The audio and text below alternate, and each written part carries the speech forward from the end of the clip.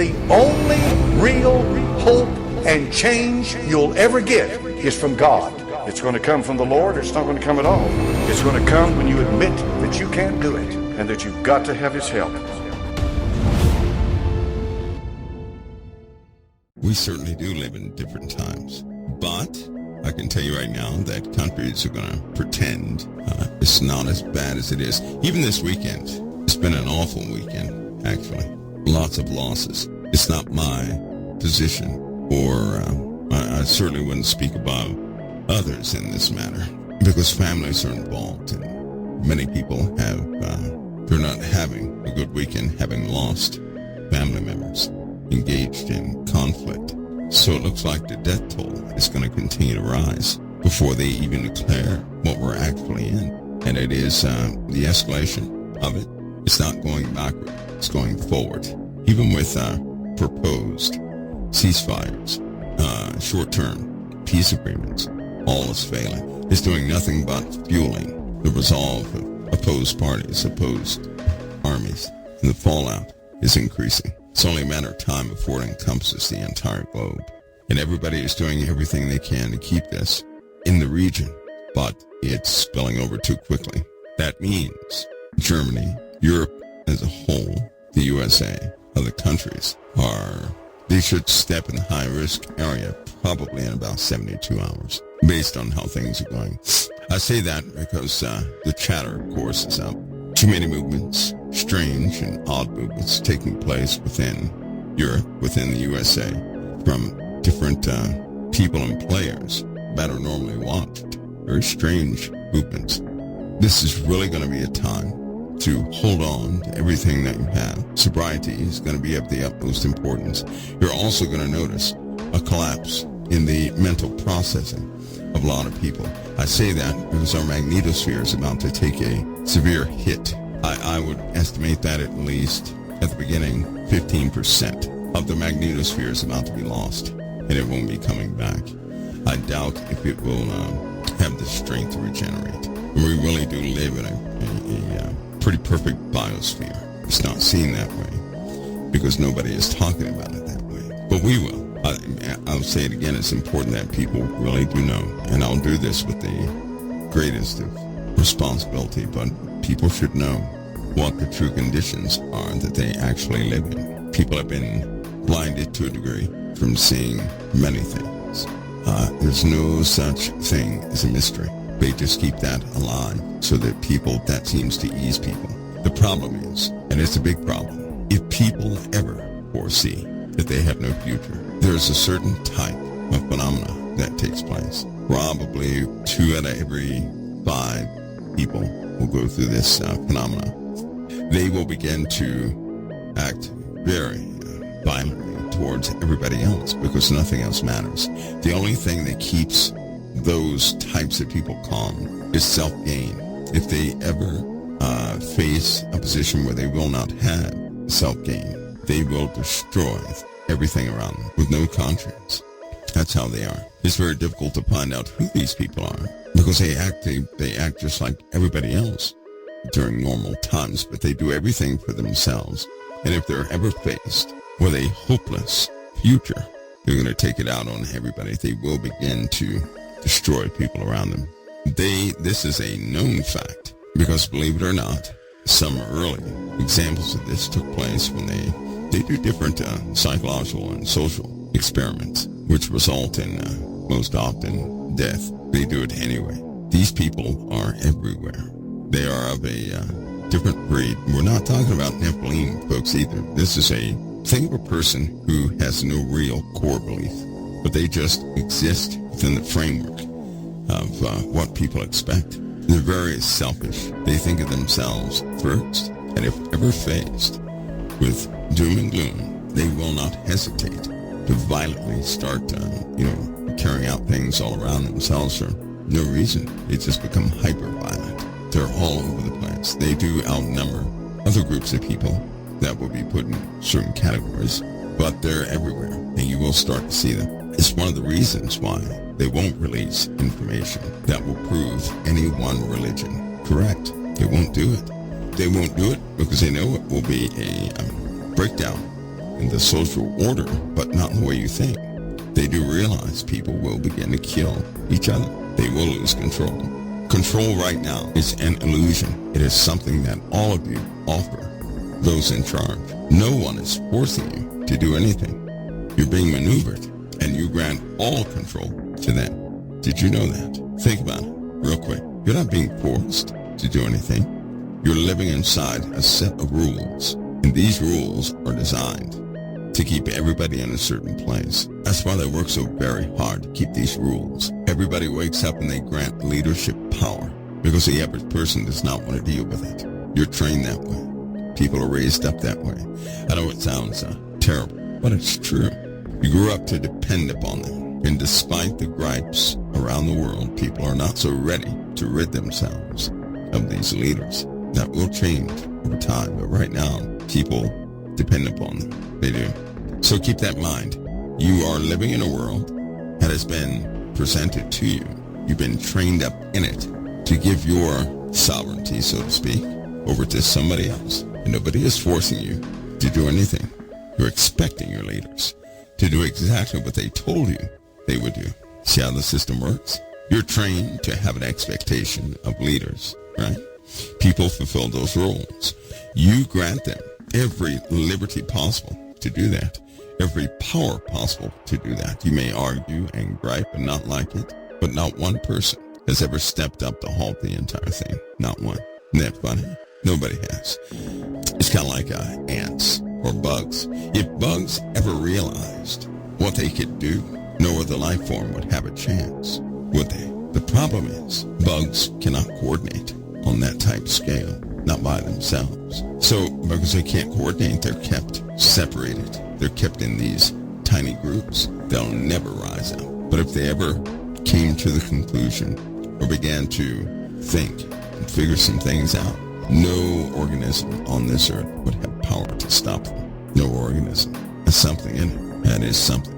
Which means if somebody could ever control bugs, they could take out everybody on the planet pretty easy without destroying anything of this world. If we could ever come to that conclusion, I'm sure that others smarter than us have. The second thing is this. We are quite young in the mind. We barely understand ourselves. We do. We really don't understand ourselves. We call things mysteries that shouldn't be mysteries. Not at all. We have a difficult time going forward. We do. Because we all have different ideas and we want those ideas to be validated.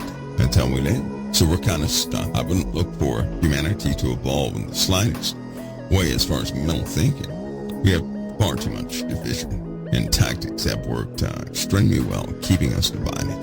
The best man can hope to do, right, is to, readily adapt to the changing world. Of course, we're going to come to a point, just like Noah, where the flood ultimately took them over, and they couldn't adapt anymore.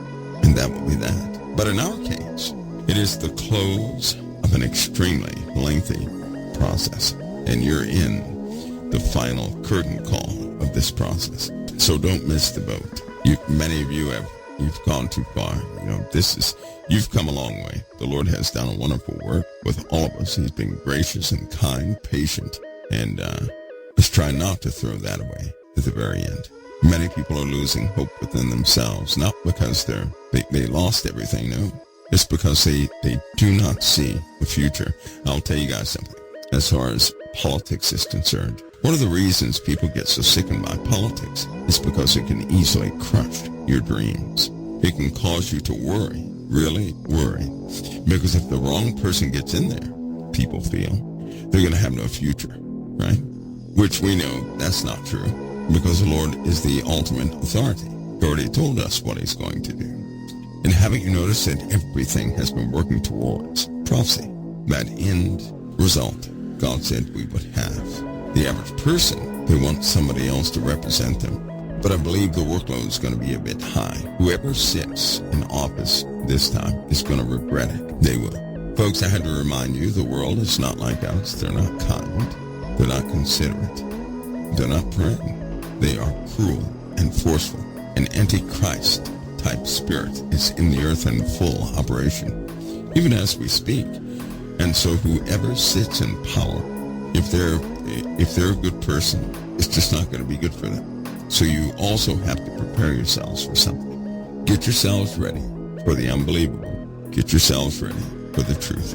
And here's that truth. The world hates anything that would lean towards righteousness. And if we do live in the end times, then we know anybody who leans towards righteousness is going to be ousted from all these kingdoms of the earth. Until Christ is on this earth, the kingdoms of this world are of the dark one. They're not of the Father. They are of the dark one. And if anybody sits in a leadership capacity and they lean towards righteousness, you're going to see the active acts take place towards that person. So prepare yourselves for that. Because if somehow you think that evil can be voted out, you're wrong. Evil is governing many things in this world. It's been hidden for a long time, but it won't be hidden for long. That one passage, he who letteth will now let until it be taken out of the way, then that wicked one will be revealed. When darkness is revealed, it's going to crush many hearts. It'll wipe away much hope. Prophecy will become all too real. It will be uncomfortable. And we are incredibly close to that time. So anybody who sits in one of these kingdoms, who dares lean toward righteousness, the righteousness of Christ or of the Father, they're going to be hated, but people in this day and age will act upon their hatred. They're going to take an additional step. That's what you have to prepare yourselves for. Whoever it is going to run right into a brick wall. Anyway, be prepared for that, because too many people are not. The Father has communicated this over and over again, which is why he said, cease ye from man, whose breath is in their loins. In other words, don't put your everything in a human being, but understand where the authority is coming from. Understand where the source of truth is coming from. And ground yourself in the Most High so that you can complement the doings of mankind. So that if something takes place, you're not shaken so badly that you can no longer function. Many families are going to break up this year in 2024. I hope you're ready for that too. There are going to be so many in the world disowned by each other. This happens. This is becoming a norm now. Most Christians live in a protected bubble. You're not really exposed to the dark doings of the average person. So you may not know about this. You may not know the sufferings of some, but families are going to be broken up. People disowned. When Obama was reelected, people tossed their own kids out of their houses. The kids sought revenge and turned in their parents. Do you know that? They tried to find any and everything. And in fact, prosecution of parents went up, 300%? That's retaliation or revenge. And if anybody out there understands the relationship between parents and children right now, you'll know that children have been desensitized somehow. Not all, but a great many are so desensitized that they would turn their parents in a heartbeat. That many kids tolerate their parents so they can have a roof over their heads, and basically because they don't know what to do yet. More and more they're starting to encounter 15-year-olds moving into apartments all by themselves. That's unheard of. At 15, you can't even get an apartment at 15. But it's happening as things continue. Be ready for the unexpected. It's kind of like AI that's already doing things. And I'll explain some of that as we speak about the trumpet so you can understand why the world is going to continue to change, but at a faster pace every single day.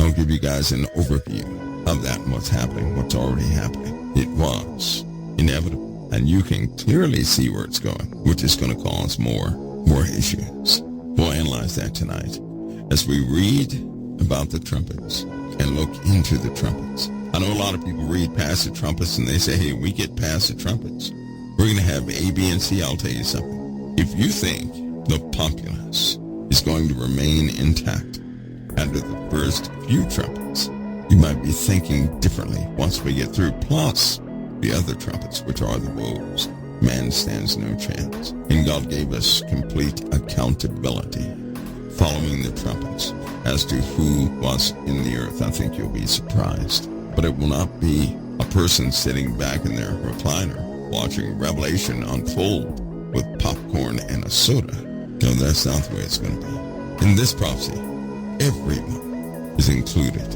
in this prophecy. Consider something. To have fear of anything is to not understand it. To have fear of something is to imagine the consequences. We're not here to imagine consequences. We're here to study the Word of God to find out what these prophecies actually say, so that we will have read them. But in all cases, we're not here to interpret the Scriptures. Not like that. We're here to take them in, to understand them. So God gives revelation for His own Word. And many people have been steered in many different directions over time, in wrong places, due to self-interpretation. Hey, let's face it, we get excited sometimes. And this is why we need more and more responsibility during these days. We need absolute responsibility.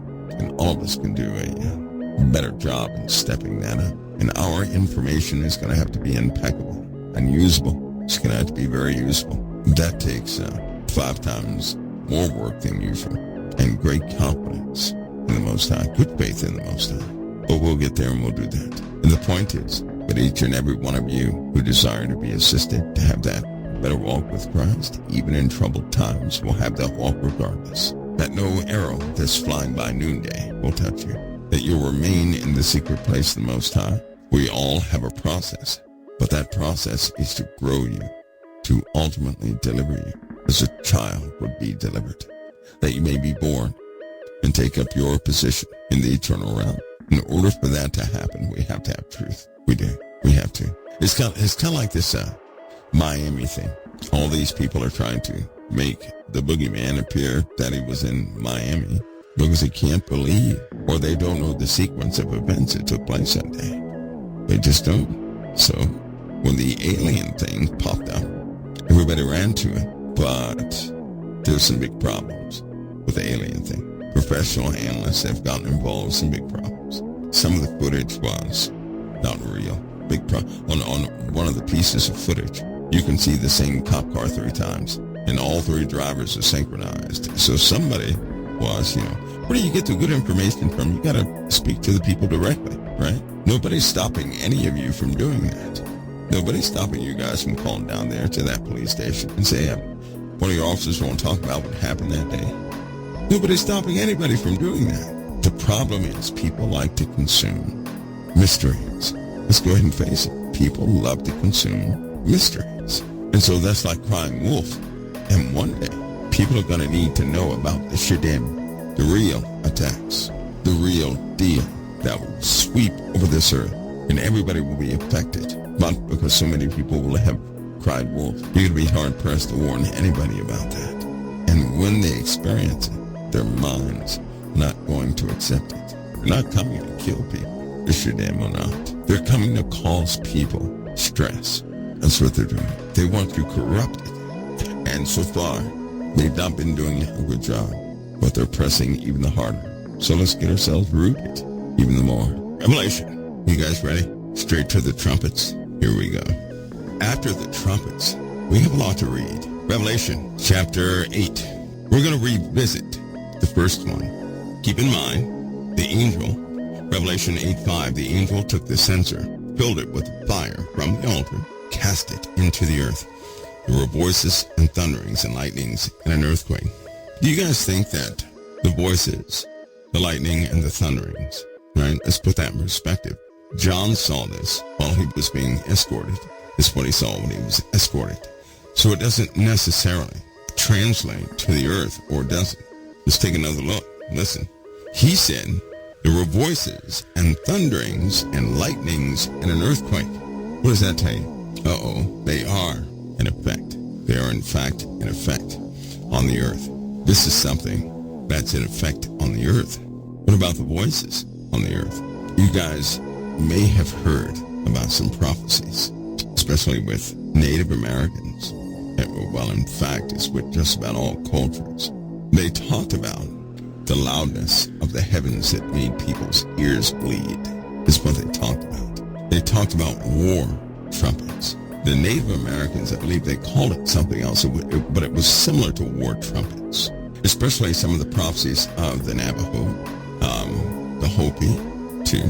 They all included this. Not only were the sounds terrible, which caused a fright in the body that overwhelmed people, because it was so loud, so continuous, and so expansive.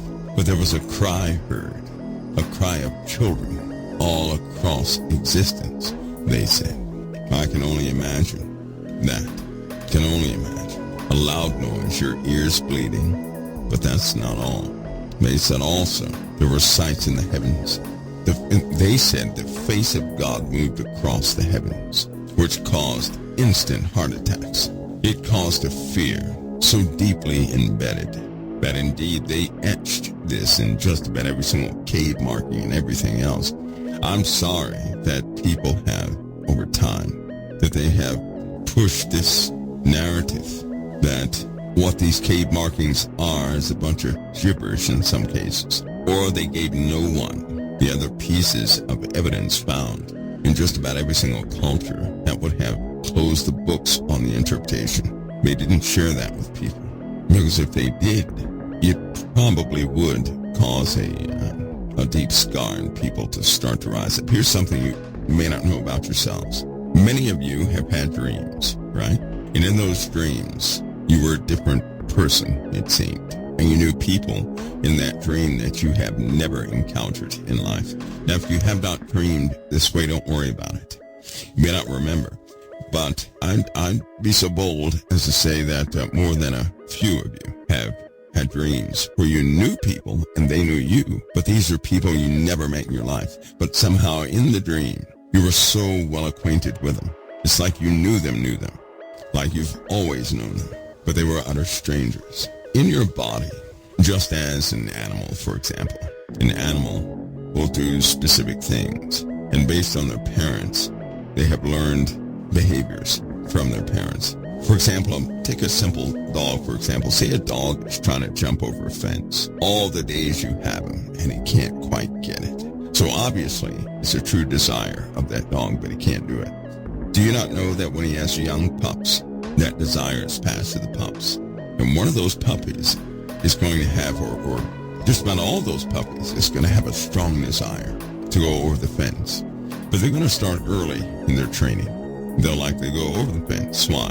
Because the parents, by way of desire, and this happens with a desire, specifically with a desire.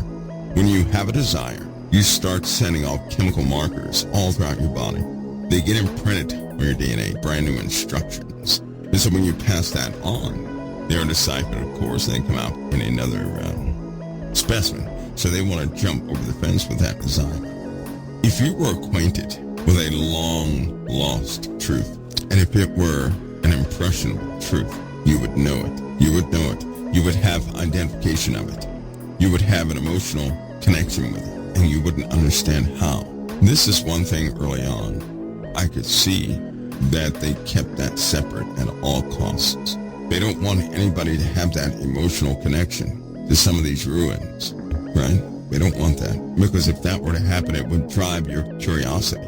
And then, of course, by way of dreams, it would seem that you would access information concerning it, which would lead you in certain directions. People have found some of the most amazing things by connecting with these long-lost desires or fears. And indeed, in a dream, they've found something in a certain place, and in real life they go and dig in that spot, and there it is.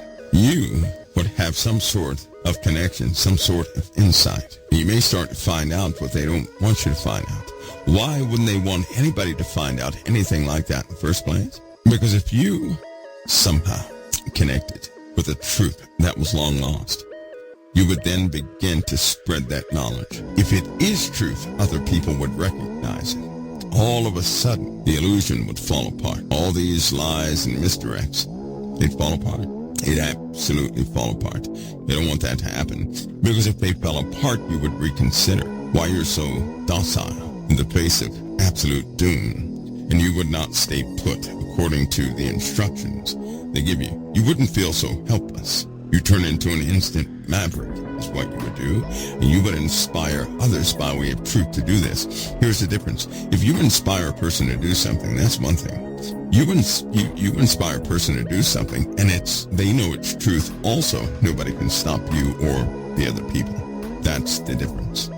Truth is power. They know this. Because if it's based in truth, you would lay down your life in that truth to assist somebody else, they can't have that. Because you, multiplied by so many others in the world, would be unstoppable. Nobody could stop you in that, right? So they do everything they can do to make sure that you never make those connections. And if you notice, back in the past, before they had this UFO disclosure, right? Every time somebody came forward with some UFO knowledge, what did they do? They always showed, especially in documentaries or articles, they always had these people who were experts in their field, loaded with credentials, who would come up and say, this is hogwash. This could be something else easily. And they would misdirect people so fast. In other words, you'd start believing what you hear, but then some expert would pop up with his given credentials. And all of a sudden, if you spoke against it, watch, here it comes, instantly he would make it sound silly. Or she would make it sound silly. And because it sounded silly, you'd leave it alone. And listen to that term, make it sound silly. Now think about it. There were times, you don't have to admit it, but there were times when you heard somebody say something about a UFO, a story about a UFO, whatever your research was in, and it sounded plausible. It started to trigger something, but all of a sudden one of these experts would come forward and they would say it's silly. Well, that's one of the most powerful things in the world. Why? Because when you were in school, you did not want to be the one that was not in the group, that was not in the crowd. You didn't want to be the one that everybody pointed at. And so you began to do everything to fit in. In society, if you start believing silly things, you don't fit in. And that's a powerful emotion, a caution, a warning, indeed. That's what you perceive that as, which it stops most people from internally investigating why they were starting to believe a thing. They close it off instantly, right? Now, as of late, those same experts, you can't find them. You can't find them because too many people are coming forward saying, nope, this is real. This is real. This is absolutely real. And they know that so much information is coming forward that I'm telling you right now, the whole world is going to be believers in that subject. And at that point, they're going to guide the narrative of what they actually are. You still have that connection with truth. For example, if you saw something, one of those things, nobody would have to warn you to rebuke it. If you saw one that was benign or something like that, right, chances are you would perceive something different. They also, the last thing is, they want you distant from any spiritual encounter like that. Do you know why? The more you have a spiritual encounter, the more gifted you become. It's almost like you're a sponge. You start soaking up the abilities of whatever you have an encounter with. You'll have a heightened sense of knowing, a heightened sense of this, and a heightened sense of that. They don't want that to happen either. Because then you would start to operate by faith. If anybody ever proved to you the spirit realm was real and that God's word was absolutely real, you would have your faith, you'd use your full measure of faith. If you ever did that, you'd be like the people they actually tested to see if they could do little weird things, right? As it turns out, you're capable of a whole lot, but there are mechanisms within you that will allow that to be used. Jesus told everybody that if they could, by faith, not by proof, but by faith, if they could believe in what they were saying, it would take place. Now, he didn't do that as some mystic thing. That's not some mystic thing. It's something that you do every single day. You're just not aware of it. It's not put in context where you would understand it that way. But you have been in situations.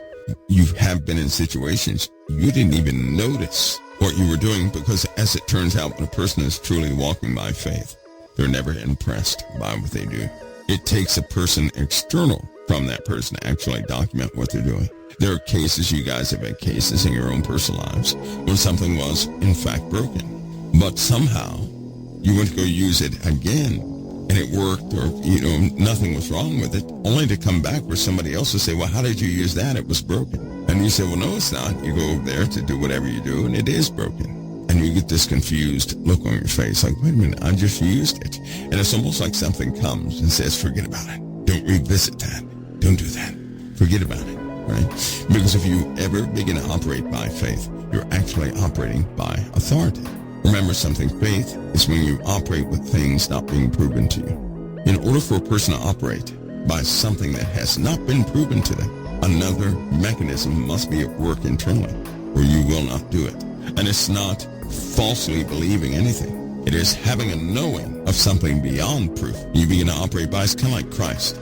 Nobody proved to you that Christ existed. Yet you pray to the Lord because of a knowing. You're not blindly praying to Christ. You have a deep knowing he's real no matter what anybody says. Now, it can be challenged from time to time, yes. But you have a deep knowing.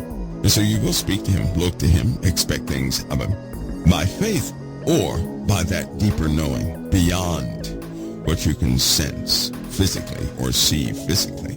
So imagine if you operated in the world that way, by that deep knowing. That's where the protection mechanism comes into play.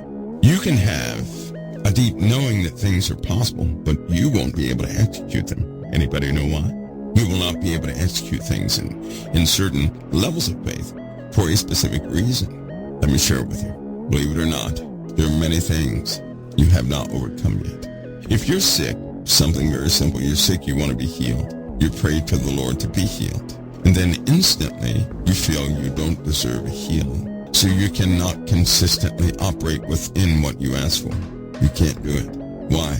Because you feel you don't deserve it. The reason is not strong enough. Anybody know what I'm talking about? When it comes to you wanting something for yourself, you're trying to have faith in, you can't do it because the reason is not strong enough. And so anything you would walk in, to walk in that faith, to begin to live out your life in belief of that thing, even when you have this deep connection, there's still a mechanism at play that says, I don't deserve that. I shouldn't get that. Somebody else should get it. That's what you do. I'm going to help you out. So you got all these people doing that same thing.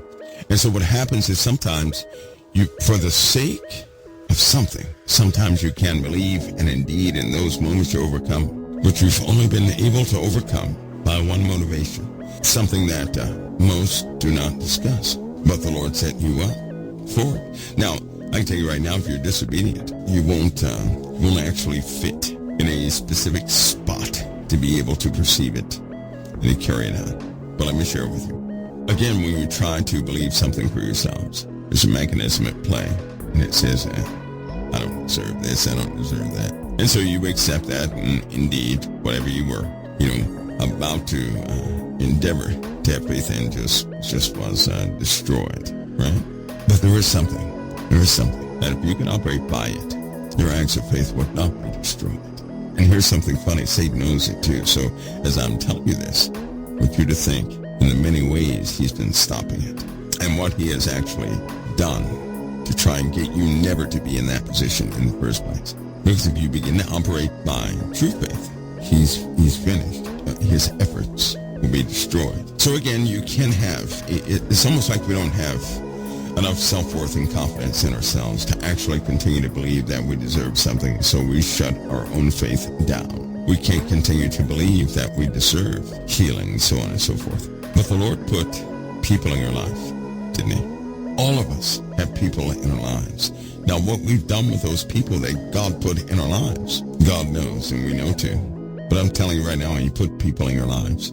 He put people in your lives so you could love them. Listen to me. So you could love them. And then he took that same person and something began to happen to that person, and it felt like you were loving them, but because you didn't receive any love back, you started to drift away. And it was so difficult to drift away because the world teaches, if you're going to love somebody, they got to love you back. And so you were expecting that two-sided love. You got heartbroken because it wasn't coming back. You know your father set you up for success, right? Not failure. So this other person that you could not explain the love for, you had a love for this person you couldn't explain. In fact, it was almost toxic. Didn't some of you come to that conclusion? Like, this can't be healthy. Were we messed up ones? We were looking for something to be reciprocated. That's where we just messed the whole thing up, because we had no knowledge of these inner workings. This other person, you had the ability to love beyond all circumstances. And that person was sent, placed in your life to unlock some things within you. Nothing can be unlocked in you that's worth anything where love is not involved. You had the opportunity, and you will have again, to believe in something more than you, to believe in something higher than yourselves, something you saw in the apostles all the time. How many of you read anything where the apostles healed themselves? Come on, anybody? I never did. Never read anything in that book, in the Bible, that said any of the apostles healed themselves. One stumbles and healed themselves. Paul got bit by one of the apostles got bit by a snake, a venomous snake. He shook the snake off after being on a boat. Remember that? And the venom did not take effect. Was he by himself? No. How could he shake it off? Because of what he was doing. Not because he was by himself. Because he knew if he did not get that word to other people, the gospel, to other people, they would die on their feet. They would continue to be under a heavy hand of those all around him without hope of liberty. He knew how hopeless things were. He knew what God promised. He desired something for people that drove him. Do you hear me? Parents, you desire something for your children. You're the same ones with the children who say you can't get over this and can't get over that and can't get over this and can't stop doing this and that. And the Lord has set you up to overcome everything by his principles. How so, you may ask? Your capacity to love them more than you love yourselves. Yes, you know what that means? You have loved people more than you loved yourselves. You have. How many people have ever, you set yourself aside and truly desire the best for other folks around you? You truly do. It's not just words. It's not just some statement that you make. It's what you do. You always esteem others higher than yourselves. If that's you, you've already come into conformance with the word of the Lord, describing these up-and-coming vessels in this earth. You know what the last step is? To act on that love, so that that love will actually be love. God loved us, but how? The Bible teaches us something very simple concept. God loved us in that he did something. He sent his only begotten Son. That's how he loved us. See, love is never mentioned without action.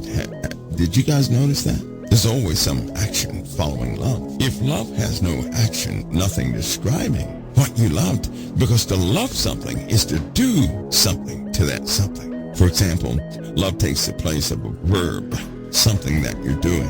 When you love someone, you may be embracing someone. When you love someone, you may be assisting someone. Love should always be a word that can be replaced with some sort of action. And it sounds okay. If love is left by itself, oh, I just love that person. And then somebody says, how so? He said, well, I just love him. No, that's not real. That is earth-based stuff. That's not real. That's not real love. And there's nothing in it. It's just like faith without works is dead. Well, guess what? Love without some sort of action to describe that love is not love at all. When you have something greater than yourselves and you can pour your love into that something, nothing can stop you from loving that other person. Nothing. Again, God set you up to be fully unlocked. The problem was, by interpretation of the world's philosophies, we did not go through the entire process. We didn't. He put something in your life that you could love far beyond yourselves. But what happened? You were attacked by a way of your mind. At first, when you loved that thing, you had plans. But then when you looked at the standard of the world, you were hurt because no love was coming back towards you. And you were hurt. That's not how love works. Love needs nothing in return. Love needs to love. Does that make sense? That's what it needs, to love. And so it needs to assist, to help, to do something for the other, taking no thought of oneself. That's love. Love is not doing something good and expecting a return from that good. That's not love. That's a deal. We're talking about love. And when you do that, when you're given something to love like that, and you simply love it, your faith in loving that thing can never be halted. Whatever it is, it can't be stopped. Thus, you can't be stopped. Thus, you would have been a witness to the very words of Christ. But the world, traditions of men spoil it often. Do you all see how that works? Parents with children. Something happens to a kid, nothing can stop that parent from assisting that child. That's love. Love does not mean you talk to the person nicely all the time. That's not what love is. That's not love. God doesn't talk to us like that kindly. Sometimes we can't hear of the Lord, and sometimes he will beat us with many stripes. because he loves us. Whom he loves, he also chastens, right? He will correct. He poured himself, the Father did, in his creation. You guys got it now?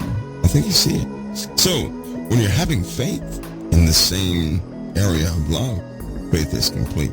Now, do you see why in the Bible every act of faith was joined with love? Did you notice that? Every act of faith was joined. There was not one act of faith that was not joined with love. And we're talking about the fruitful acts of faith, the kind that yielded the power of the living God. Every single one was connected to love. Well, now you know. Now you know what's around you and why it's around you. It's not around you so it can love you back. It's around you that love may flow through you. Do you not know that you're made, that those things of the Most High can flow through you to all these sources in the earth? Remember our last gathering, we read something, that you are the body of the living God and of Christ in the earth. That he does all of his work through his body to impact the earth. You are living vessels of his power and of his glory. You are. Anyway, now you know. And hopefully, but I give you a caution, right? When you learn something like this, it has to be solidified. Just like the Word of God. When you read the Word of God, right? Don't just stew on it. Go put it into action. Get experience with it right away. Because I'll say it again. What the world calls supernatural should not be supernatural to you. I'm sorry you don't believe it. I'm sorry that some of you can't see it. I'm sorry that many have tried to bring the Bible down to earth and to cause it to be like a standard business meeting or prep talk. That's not what it is. You have an identity connected with you, which makes you much more than what the world could ever see. And the only way to walk in that is your Father's way. And because all things were given to the Son, and all authorities were given to the Son, and he was made head of all principalities and powers, then he is the one that dictates what you have and what you don't have. And if you're not walking by faith, he can't give it to you. He can't allow you to operate with kingdom powers, walking in anything but his love. That same love he has for you, you are to have to others. And it's already within you to love that way. Some of us have allowed the world to convince us to cut that off. That was naive and foolish. But I tell you, now is the time to discover exactly who you are. So, before I got off on that tangent, Revelation 8:5, a physical happening echoed around the world. Voices, thunderings, lightnings, earthquakes, all happenings of physical manifestations, things observed here in the earth that were burned deeply into the memories of many. So much so, that even the conversation, having this conversation, wakes up a part in you that does not wake up for anything else. Have you noticed? It'll only wake up with what you actually were part of. Lightnings and an earthquake, the beginning of many things happening here on this earth, the beginning of that. And then it says, Revelation 8:6, and the 7 angels, which had the 7 trumpets, prepared themselves to sound. So, John beheld an earthquake. John beheld lightnings and thunderings and voices before the trumpets even sounded. And because there was an earthquake, you don't have an earthquake in heaven. That's a physical earthquake. And indeed, that word is earthquake, right? An earth shaking was the original language. And there it is. So that means even more troubles. Because I say that because of this. Listen, and the 7 angels which had the 7 trumpets prepared themselves to sound. And the first angel sounded, and there followed hail, fire, mingled with blood. And they were cast upon the earth. And a third part of the trees were burned up, and all the green grass was burned up. Now let me ask you this. If all your green grass burns up in your neighborhood, how many houses are going to be left? And if all the green grass burns up everywhere, how many buildings are going to be left? Do you not know what it would cost for all the green grass to burn up, 1/3 of the trees to burn up? Did you know that a certain percentage of the trees are trees considered to be so moist, it'll take a whole lot to make them burned? Maybe they didn't burn up because of where they are. Did you ever consider that? And as it turns out, based upon the trees, some of those trees, because they're right there in moisture, these moisture zones, if a fire started, they just simply won't burn. So all these other trees, they're going to be history. And with all the green grass burning up, it's a clear visual of something extremely devastating. something that will dislodge the lifestyle of so many, which means at this point, Earth is nothing like it is right now. And it also means there are many casualties. Here's the good part about this, though. Before this happens, before this takes place, this little scene, we get a preview. Just like God said in the Old Testament, we get a preview by way of what we start perceiving. See, it's said in the Bible that people would begin to be troubled in their spirits, not from any distinct source, but a troubling in the spirit they would have. And they wouldn't understand why they're troubled. Kind of like you guys are right now. You know how sometimes you hop on the internet to see if anything has taken place, right? You want to know if anything has taken place. Why? Because if you don't check on what's happening in the world, you feel like you're blind. Anybody ever feel like that? It's because you have an expectation you can't explain. You cannot explain the expectation you have. For example, this war situation. Now, in the back of your mind, this war is different, isn't it? You may not want to admit it, but there's something different about this conflict. And every time you see things or hear things about this conflict, there's something greater within you probably can't really bring out right now. Now, at the beginning of this conversation, I was telling you guys that we've lost a lot of people, and we have. Israel's lost a lot of people. They have. Escalations have happened in the last 2 days. We've fired off a lot of money in ordnance. We have. Something is spreading beyond the Middle East. There have been incursions outside of the Middle East that directly deal with the Middle East. For some reason, the Houthis just won't go away. Yemen fighters are popping up in places they shouldn't. And despite anybody's efforts, Iranian armaments are reaching places they shouldn't be able to reach. It's nobody's fault. It is the way things are escalating and happening in accordance with the Word of God. Persia, I want you guys to think of something. Persia was always in prophecy.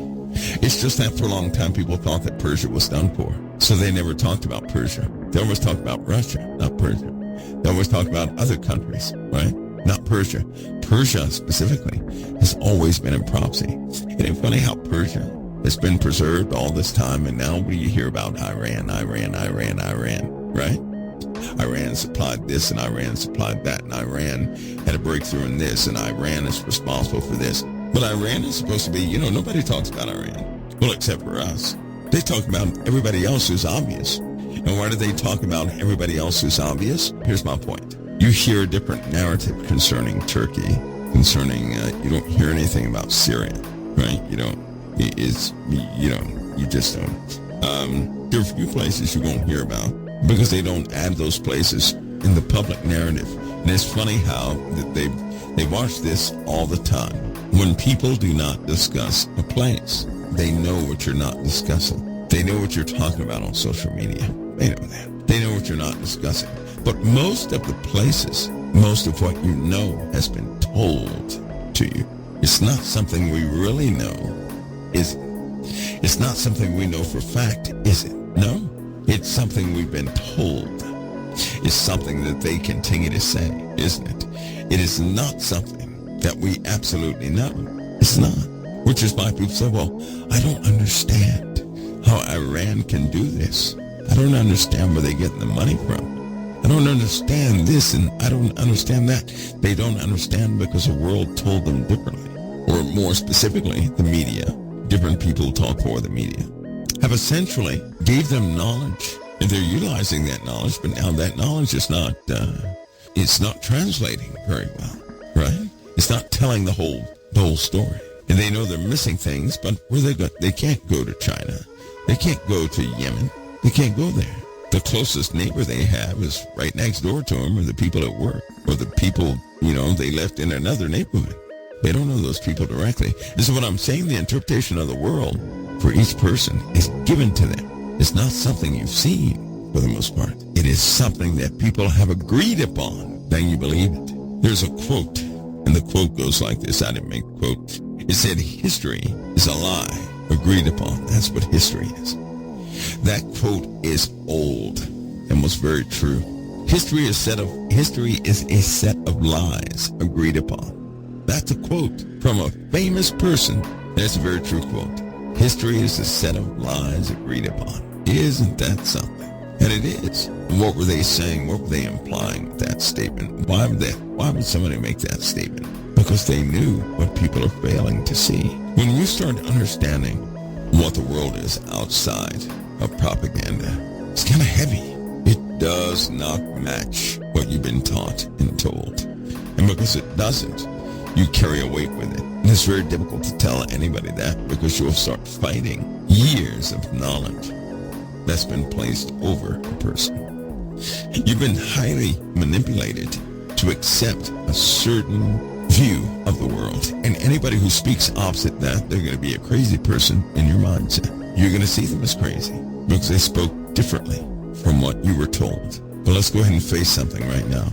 How many of you have been to space? How many people have viewed Jupiter directly? How many people have viewed Neptune directly? How many people have viewed Pluto directly? How many people really know why the moon is in the exact same spot every single time? How many understand why the sun is 400 times smaller than the sun, but 400 times the right ratio from the distance of Earth, and 400 times another ratio opposite that, which is impossible, that keeps it in the same spot all the time, the same place of the moon facing us for all these years? That's impossible. You know that's impossible, right? It is impossible. It works. It does not. That's not how celestial mechanics works. In other words, the moon is not bound by the gravitational pull of anything. It's keeping its own orbit. It does not follow the trajectory of gravitational constants, which are out there in celestial mechanics. That'd be like if you drove a car and you put your foot on the brake, you're supposed to stop, right? You're not supposed to go straight up in the air. So the moon is going straight up in the air. In comparison to the forces, physics, in comparison to physics, the moon is going straight up in the air when it should have stopped. If the moon was a car, and the moon is a car where somebody inside pushed the brake, it's supposed to slow down and eventually stop. It is not, the car is not supposed to go straight vertically up in the air and continue to go. That's what the moon is doing. It is not following any of the physics in celestial mechanics. It's not following any inertial path. The way it's rotating is against the central point of mass, which would even carry its inertia. It's all wrong. And how come they didn't go over the formulas with any of you? They don't teach that in high school, do they? They don't, and they will not. Do you know why? Because if you ever saw the mathematics behind the moon's rotation, you would say, nope, something is really wrong here. If you could ever comprehend it, you would say, nope. And then if you double-checked, you'd find out that all computer systems and simulations make massive variable adjustments to the position of the moon. That means computer calculations never work out. They don't sometimes not work out. They never work out. How strange. You would also be surprised to know that there's no way we should have the tidal pull that we have with the mass of the moon and its current orbit. How can it do that? Yet it cannot break. It never breaks from its positional hold in its geolocked stationary position. That's impossible. It does not happen. But you didn't learn about that in school, did you? I heard a set of people say that people are idiots because they believe the moon is the moon. Then I heard another guy say it's better to believe that you can get that as cheese than to believe it's just there. I was very confused when I heard that because of who it came from. Sharing a comment like that and then people laughing and snickering behind it. So the world has given us a narrative. They programmed us how to believe. It's standard. It's not some great mystery, right? It's not. It is very standard to have people believe in reality in a specific way, and they do this because the alternative would lead you directly to truth. And that type of truth does not permit for the type of people in this earth to be in power. Things are very different. Did you guys catch the news? Because before these trumpets blow, civilization is going to be in trouble. During this act, it's going to be very difficult here on the earth. Let me give you an example of that. Have you guys been keeping up with current events? There's a kid who shot up a school. You guys know about that, right? Did you guys happen to hear about the comments from the child that he kept making in school, drawing on paper? Well, let me give you one comment that kind of stood out. he said, it won't stop. It won't stop. And he had a gun, right? He had a picture of a gun. And he was telling them, he was writing down that the thoughts of killing everybody won't stop. And then he wrote on that thing, he said, please help, please help, please help. Now, you know that's, you know, and I know, that is spiritual. You can think it's James Bond all day. Sorry, this little fella didn't fit the profile. That is spiritual. That's exactly what darkness does. It comes to kill, steal, and destroy. Murder is like a handshake. That situation is multiplied all throughout the earth with young people. And the parents, you know, one of the parents gave the kid advice as the child addressed this issue with his parents. The parent said, well, you just, you know, listen, this is recorded. This is what they said. The parent advised the kid, hey, you just have to do it where you won't get caught. They did not curb the behavior of the child. They didn't do anything, you know, derogatory to that child. It was almost like the whole family was possessed. The child gave it away because whatever had him couldn't hang on too much longer. And the kid was writing on everything, please help. It won't stop, please help. And he kept drawing guns. And he had thoughts and voices were telling him to shoot everybody. This is happening all over the world. There are young women. Voices are speaking to them to get close to people and to get that person to kill themselves. That's an epidemic these days. Young females being instructed now. Names are being utilized of who to get close to and to then talk them into committing suicide or talk them into killing themselves or somebody else. My. Anyway, folks, before these trumpets start to dissolve the fragility of our society, before that happens, we will have endured just what the Bible said we would endure. But most notably, this is very consistent with just about every civilization out there that endured devastations. The same things are happening now in our society that were recorded to be happening in theirs right before their ultimate demise. The orbits of these bodies in these things in space, natural until the unnatural things begin to appear. The forces are already at work, both in your bodies and in your minds, in the heavens and in the earth. They're just not being seen for what they are. And the troubles will escalate. Okay, one more. Let's do one more. The first angel sounds, and all the grass is burnt up, and 1/3 of the trees. And the second angel sounded, and as it were, a great mountain burning with fire was cast into the sea, and 1/3 part of the sea became blood. Now, I'm going to pause here real quick. What could cause all the green grass to burn up and 1/3 of the trees to burn up? Honestly, what could cause that? If all the green grass is burnt up, we know it's not one big giant meteorite, correct? This is something that blanketed a very large area. If something were to burn up all the green grass, then we had a fracture in the atmosphere, something the ancients described, something that gave way to the change in the atmosphere, the glow and the hue in the skies, filling the skies with smoke. This is so far before everything else. See, a lot of people believe Revelation is out of order, and they have their reasons. As we read it just like it is, you're going to start to see a pattern.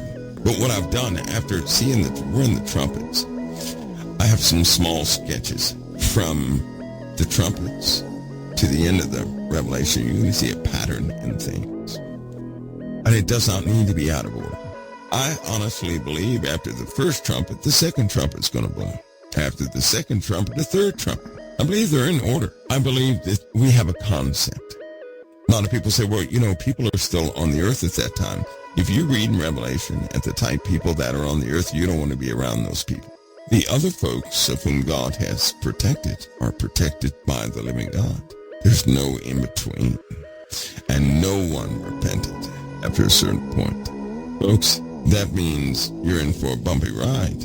But there's so many things that will be happening with these trumpets. God gives absolute accountability of the type of people. He gives us the type of people that are on the earth. And when you start reading about the types of people, because the one thing I do is keep track of the types of people on the earth. And I can already tell you, see, many have assumed that God did not give accountability of the type of people on the earth. You're going to see it with your own eyes in very simple writing. You'll see it.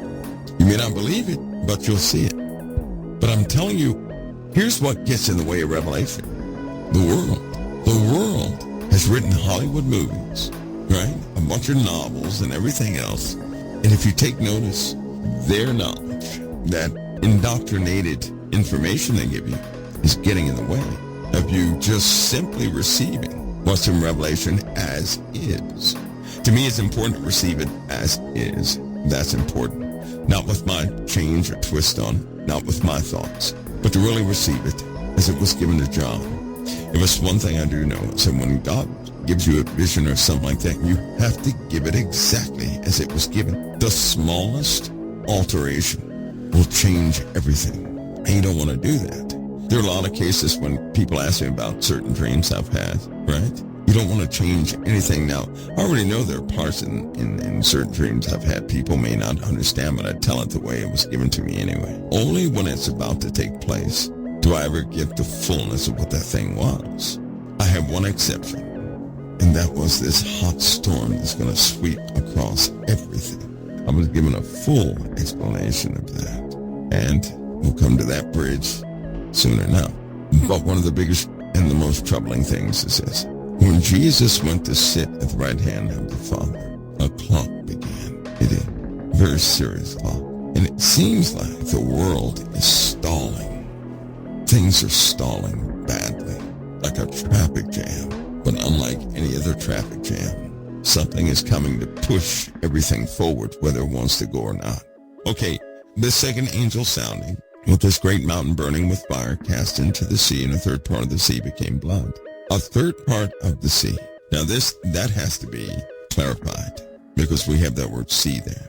And we know sea is interchangeable with as far as referencing the other parts of the Bible. The sea is also the ocean. We know that. The sea is the waters, the many waters. If in fact that is the ocean, we're in trouble. You know, they're not going there either. Can you imagine? The oceans messed up by a great mountain, burning with fire, being cast into the sea. Now, cast into the sea is the part that gets me, right? When something comes to Earth from outer space or something like that, right, it falls. When something is cast into the sea, then where do they come from? Cast from what? From where? And he just said a great mountain. Now, here's the difference. A mountain has a specific shape and a specific look to it, right? It has a specific look and a specific shape. And so you would call it a mountain. Something coming from space does not necessarily look like a mountain at all. Not the slightest bit. So the descriptions are hinting at where they're coming from.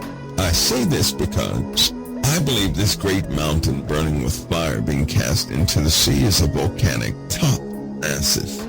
A massive volcanic eruption. Massive. And do we have candidates on the earth that will do that? Yes. Does anything else talk about a volcano going off and affecting all the waters? And yes. Their statements, and we'll go over some of those statements, but their statements state the earth is going to be anointed and cleaned. Places will be cleaned. Folks, hope you guys can remember where we're at in this conversation when we start up next time. As we go through all the remaining trumpets into the one woe, we're going to connect to our present day, and I hope you're prepared for that. I know that most people talk about the woes, the trumpets, those trumpet blasts, but they are specifically for a reason, and it's good that those reasons be shared. The remaining trumpets here cause devastations to the earth. They're consequential to mankind. Man has nowhere to run during these trumpets. It is not the end of the world. That's not what it is. I don't even believe it's God's wrath. He's not wrathful in this. He's not. He's not wrathful at all. I do believe it is the beginning of a process that is wide sweeping. And I do believe it is the lifting of his grace. I do not believe it's his wrath. So what is God's grace? God's grace is when he gives us room or time to get things right. His grace. Grace, that word grace implies kindness. His kindness. God's kindness. He desires no one perish outside of him, so it's his kindness. But that's not judgment, and it's not destruction. All of us will know when those days hit, when those days of wrath hit. All of us will. Guys, do understand, in the Middle East right now as we speak in the Middle East, the situation is not good. It's just not good. There were many losses this weekend. They did not talk about those losses. They didn't. You do understand that many within the USA lost. I just pray that people in the USA open their eyes. Many will be caught off guard. I can see that now. They're going to be caught totally off guard. And there's no way for a person to be aware of what's going on without Christ, without him giving you vision to see clearly. Folks, God bless each of you. I'm going to see you guys next time. Somebody say, get some rest, man. Yeah, I'll probably try that too. This weekend was so tasking. It really was, guys. Pray for the families of the many who fell this weekend. The numbers in the Middle East are just heavy. The sentiment is heavy. And before I leave, you guys do understand that the hatred level is so high, right? That the USA has had to counter some of that hatred within this land doing specific things because there's a consensus now that we're in hot water.